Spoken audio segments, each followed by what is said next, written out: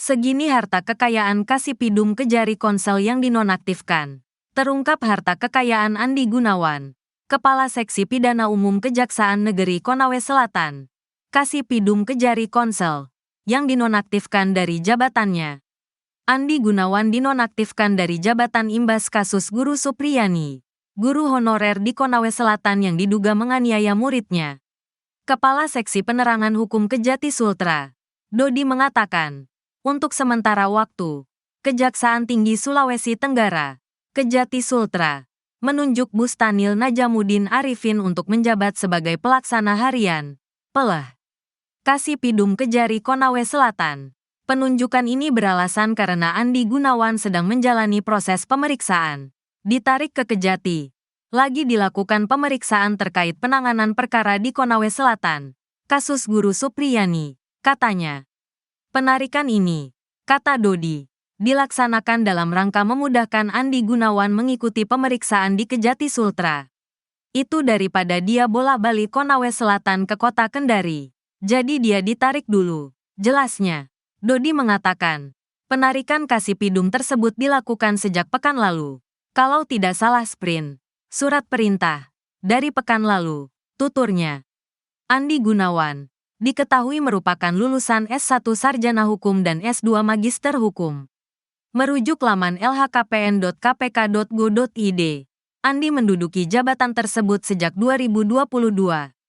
Sebelumnya, kasih tindak pidana khusus di tempat yang sama. Andi terakhir kali menyerahkan LHKPN pada tanggal 31 Desember tahun 2023. Dia tercatat memiliki harta sejumlah Rp1.125.400.000. Terbanyak asetnya dari 2 properti di Kolaka dan Kendari. Juga mempunyai 2 kendaraan, terdiri dari 1 mobil dan 1 motor. Sebelumnya, Wakil Kepala Kejaksaan Tinggi Sultra, Anang Supriyatna memastikan akan melakukan penyelidikan internal kepada jaksanya dalam kasus Guru Supriyani yang dituduh aniaya murid. Hanya saja, saat ini pihaknya sedang fokus melakukan pemantauan kepada Kejaksaan Negeri Konsel untuk memastikan sidang Supriyani bisa mendapatkan kepastian dan keadilan. Kasus ini sudah sampai di pengadilan dan perlu dilakukan pengawasan agar memastikan persidangan bisa berjalan dengan baik. Namun, menurutnya, kasus Guru Supriyani ini seharusnya bisa diselesaikan secara restoratif justice sejak awal. Seharusnya bisa diselesaikan secara restoratif justice, katanya beberapa waktu lalu. Untuk itu, setelah mendapatkan laporan, Kejati Sultra langsung menurunkan tim mengawasi Kejari Konawe Selatan dalam menangani kasus tersebut agar Supriyani bisa mendapatkan keadilan dan kepastian hukum. Nantinya setelah itu, kata Anang, usai Supriyani mendapatkan kepastian hukum, pihaknya juga akan melakukan pemeriksaan internal di Kejari Konsel. Apabila ada kesalahan pasti kami akan mengambil tindakan di internal kami, katanya. JPU cecar saksi soal uang penangguhan penahanan dugaan adanya permintaan uang penangguhan penahanan Rp15 juta kepada Guru Supriyani membuat Jaksa Penuntut Umum, JPU, Kejaksaan Negeri Konawe Selatan terusik. JPU pun mengorek kebenaran isu tersebut kepada Kepala Desa atau Kades Wonuwaraya, Kecamatan Baito, Konawe Selatan, Sulawesi Tenggara, Sultra, saat hadir di sidang kasus Guru Supriyani di Pengadilan Negeri Andulo pada Senin, tanggal 4 November tahun 2024. Seperti diketahui, isu adanya permintaan uang penangguhan penahanan itu awalnya diungkap kuasa hukum Supriyani, Andri Darmawan. Awalnya Andri menyebut setelah Supriyani ditetapkan sebagai tersangka, terdapat permintaan uang dari oknum polisi. Berapa? 2 juta rupiah. Siapa yang minta? Kapolsek. Siapa saksinya? Bu Supriyani dan Pak Desa. Sudah diambil uangnya di rumahnya Pak Desa. Berapa nilai uangnya? 2 juta rupiah. Uangnya Ibu Supriyani 1,5 juta rupiah. Ditambah dengan uangnya Pak Desa 500 rupiah ribu, ungkapnya. Setelah kasus dilimpahkan ke Kejaksaan Negeri Kejari, menurut Andri, Supriyani kembali dimintai uang penangguhan penahanan oleh oknum jaksa melalui perantara. Saat di Kejaksaan ditelepon oleh orang dari Perlindungan Anak, katanya pihak Kejaksaan meminta 15 juta rupiah supaya tidak ditahan, jelasnya. Namun, Supriyani mengaku tidak mampu memenuhi permintaan tersebut karena tidak memiliki uang.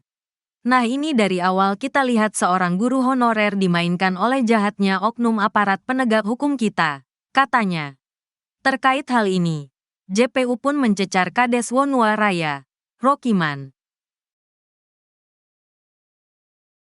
Kasipidum Kejari Konsel dinonaktifkan dari jabatan buntut kasus Guru Supriyani. Inilah sosok Andi Gunawan, Kepala Seksi Pidana Umum Kejaksaan Negeri Konawe Selatan, Kasipidum Kejari Konsel, yang dinonaktifkan dari jabatannya. Andi Gunawan dinonaktifkan dari jabatan imbas kasus Guru Supriyani, guru honorer di Konawe Selatan yang diduga menganiaya muridnya. Kepala Seksi Penerangan Hukum Kejati Sultra, Dodi mengatakan, sampai saat ini jabatan Kasipidum masih dijabat oleh Andi Gunawan. Masih beliau, Kasipidum Kejari Konsel, Mas, katanya saat dikonfirmasi Tribun Sultra, Senin, tanggal 4 November tahun 2024. Namun, untuk sementara waktu, Kejaksaan Tinggi Sulawesi Tenggara, Kejati Sultra, menunjuk Bustanil Najamuddin Arifin untuk menjabat sebagai pelaksana harian, Pelah, Kasipidum Kejari Konawe Selatan. Alasannya, karena Andi Gunawan sedang menjalani proses pemeriksaan, ditarik ke Kejati. Lagi dilakukan pemeriksaan terkait penanganan perkara di Konawe Selatan, kasus Guru Supriyani, katanya. Penarikan, kata Dodi, dilaksanakan dalam rangka memudahkan Andi Gunawan mengikuti pemeriksaan di Kejati Sultra. Itu daripada dia bolak-balik Konawe Selatan ke kota Kendari. Jadi dia ditarik dulu, jelasnya. Dodi mengatakan, penarikan Kasipidum tersebut dilakukan sejak pekan lalu. Kalau tidak salah sprint, surat perintah, dari pekan lalu, tuturnya. Sebelumnya, Wakil Kepala Kejaksaan Tinggi Sultra, Anang Supriyatna memastikan akan melakukan penyelidikan internal kepada jaksanya dalam kasus Guru Supriyani yang dituduh aniaya murid. Hanya saja, saat ini pihaknya sedang fokus melakukan pemantauan kepada Kejaksaan Negeri Konsel untuk memastikan sidang Supriyani bisa mendapatkan kepastian dan keadilan.